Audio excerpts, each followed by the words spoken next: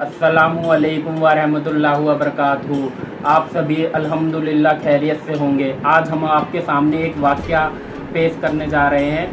बनी इसराइल के ज़माने की बात है। अल्लाह ताला ने हज़रत जिब्रील अलैहिस्सलाम, जो अल्लाह ताला के सबसे बड़े फरिश्ते, उनको बुलाया और कहा कि इस पूरी बस्ती को पलट के रख दो।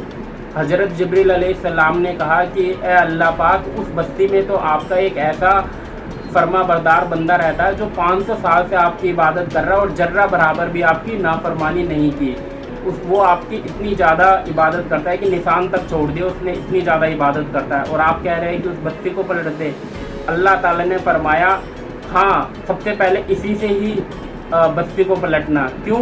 क्योंकि पूरी बस्ती के अंदर जहालत का आलम हो गया।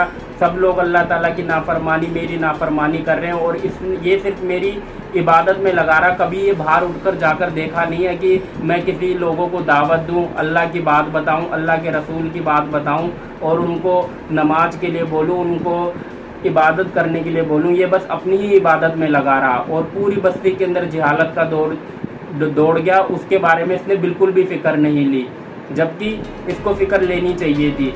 अब तुम क्या करो, पहले इसको पलट दो और फिर इसके ऊपर पूरी बस्ती को पलट दो। यहाँ पर हमें क्या सीखने को मिलता है कि इंसान को सिर्फ अपनी खुद की अपनी जात से ही इबादत में नहीं लगे रहना चाहिए, दूसरों को भी दीन और इस्लाम की दावत देनी चाहिए, दूसरों को भी दीन की बात बतानी चाहिए कि अल्लाह कौन है, अल्लाह के रसूल कौन है, नमाज की अहमियत क्या है। यानी कि अल्लाह के बंदों को अल्लाह से मिलाने का हमें मेहनत करनी चाहिए। इसी बात पर एक वाक़या और याद आ रहा है मुझको। हमारे नबी सल्लल्लाहु अलैहि वसल्लम ने अम्मा आयशा रजी अल्लाह ताला अन्हा से एक बार फरमाया कि हमारे घर के सामने वाले घर के अंदर कुछ लोग उस घर में से जमात में गए, तो क्या वो घर अफजल है, अच्छा है, या हमारा घर ज़्यादा अफजल और अच्छा है? तो अम्मा आयशा रजी अल्लाह ताला अन्हा ने फरमाया कि ए अल्लाह के नबी, आप अल्लाह के सबसे बड़े नबी और लाडले नबी हैं, लाडले हबीब हैं, तो आपका ही घर सबसे अच्छा हुआ।